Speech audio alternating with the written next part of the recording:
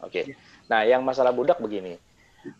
Siapa bilang di dalam Al-Quran atau hadis tidak ada perintah untuk membebaskan budak? Justru banyak banget. Bahkan hukumnya wajib gitu. Wajib. Misalnya apa? Fakku raqabah au it'amun fi yaumin zi masghabah fakku raqabah fatahriru raqabah gitu. Banyak tuh kata-kata fakku raqabah atau fatahriru raqabah gitu. Tapi kan begini masalahnya, budak itu dimiliki itu nggak mudah loh, itu mahal loh, itu aset loh itu. Harganya tuh berkali-kali dari harga unta. Jadi kalau kita mau cek ya, berapa sih kira-kira harga budak itu mahal juga rupanya. Karena waktu Abu Bakar membebaskan Bilal, Bilal kan dulu budak tuh ya disiksa sama tuannya Umayyah itu Bilal ditawar dengan harga mi'atu dinar, 100 dinar gitu. Memang harganya pasaran budak sekelas Bilal itu ya 100 dinar itu waktu itu.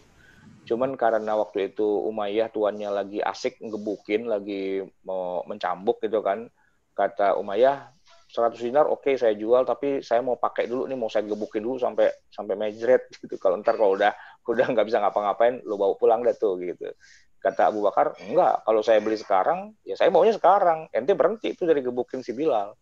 Oh, kalau kayak gitu mah nggak 100 dinar, 200 dinar, kata kata Umayyah gitu kan.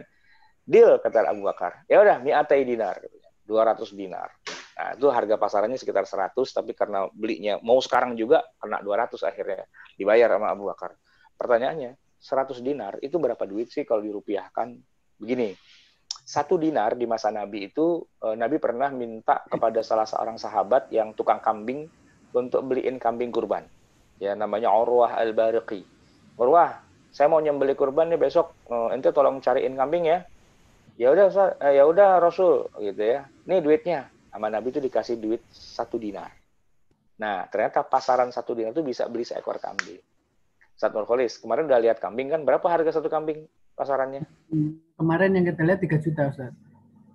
3 juta. Satu Juta dinar itu 3 juta, ya kan? Kira-kira begitu ukurannya. Nah, kalau 100 dinar, berarti berapa? 300 juta. 300 juta. Satu orang budak tuh harganya 300 juta. Mahal kan?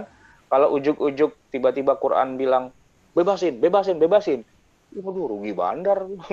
Ada banyak sahabat yang waktu itu punya budak 5, 10, 15, 20. Kalau tiba-tiba semua disuruh bebasin, ya langsung jatuh miskin, dia mati klesek gitu. Nah, oleh karena itu, bebasin budak tuh ada polanya, ada sistemnya gitu. Apa? Ente bikin pelanggaran, bebasin budak. Bikin pelanggaran, bebasin budak. Bikin pelanggaran, bebasin budak. Siang-siang nih, jima sama istri. Ya udah, bebasin budak. Menzihar istri, bebasin budak. Bunuh orang secara tidak sengaja atau secara khotok gitu ya, bebasin budak. Apalagi sumpah palsu, udah pernah sumpah, tapi aduh nggak bisa nerusin sumpahnya, mencabut bayar kafarat itu bebasin budak. Nah, jadi dengan semua akhirnya budak itu bisa lama-lama habis gitu, orangnya habis gitu, udah nggak ada lagi budak. Dan tapi yang punya budak nggak rugi gitu, dia ruginya karena dia salah gitu kan, maka dia bayar denda, dendanya bayar budak 300 juta lu gila, bayangin. Cuman urusan sama bini siang hari, enaknya cuma sebentar doang, bayar bayar 300 juta, mau nggak kayak gitu kan, mendingan puasa kalau kayak gitu kan. Nah, kira-kira kayak gitu. Jadi di dalam Al-Quran, dalam hadis tuh ada perintah, bukan cuma perintah, wajib gitu, tapi wajibnya jangan sampai merugikan secara ekonomi, karena kalau tiba-tiba budak tiba-tiba dibebasin semua, goncang ekonomi gitu, karena itu kan aset ya, kayak kita punya rumah, kayak kita punya apa tadi, ternak dan sebagainya. Ternak dibebasin semua, kembalikan ke hutan semua. Lah, saya punya sapi 20, miskin dong saya kalau semua harus tiba-tiba sapinya dibuang, apa dibebasin begitu. Ya tentu ada mekanismenya gitu. Nah, mekanismenya itulah yang diatur dalam syariat Islam. Semua pintu ke arah keluar dari perbudakan itu dibuka lebar gitu. Dan semua pintu masuk ke arah perbudakan itu yang ditutup gitu. Nah, oleh karena itulah maka dunia Islam itu termasuk dunia yang secara umum ya, paling awal itu sudah nggak ada perbudakan. Sementara di Amerika belum lama itu ya, 50-100 tahun yang lalu lah itu masih resmi tuh, perbudakan masih ada itu. Di Amerika Latin masih ada perbudakan tuh, kalau lihat telenovela kan masih ada budak-budak gitu kan. Nah, tapi dalam dunia Islam gitu udah nggak ada. Ya mungkin ada satu dua, tapi di wilayah-wilayah yang entah di pedalaman Afrika gitu atau di mana, dan lebih merupakan human trafficking sih ya. Tapi kalau udah human trafficking sih sebenarnya itu kasus yang dimanapun terjadi gitu, tidak mewakili hukum Islam yang resmi. Itu kan crime, itu kan kejahatan memang sebenarnya gitu. Ini maksudnya apakah benar Islam itu tidak menentang perbudakan? Menentang, tapi cara menentangnya itu sistemik gitu loh, sistemik. Jadi tidak membuat keguncangan dalam ekonomi. Gitu kira-kira penjelasannya. Maka sampai hari ini kita nggak punya budak. Itu kenapa ya? Karena secara sistem budak dengan sendirinya musnah. Dengan sendirinya. Kenapa? Setiap kali ada pelanggaran, bebasin budak. Dan ada lagi aturan yang paling bagusnya begini. Kalau ada seorang laki-laki menikahi seorang perempuan dari kalangan budak, otomatis anaknya semua adalah orang merdeka. Jadi budak dibikin punah gitu. Bikin punah. Nggak ada budak melahirkan budak. Budak tuh melahirkan tuannya. Maksudnya melahirkan orang yang merdeka, bukan orang yang budak juga.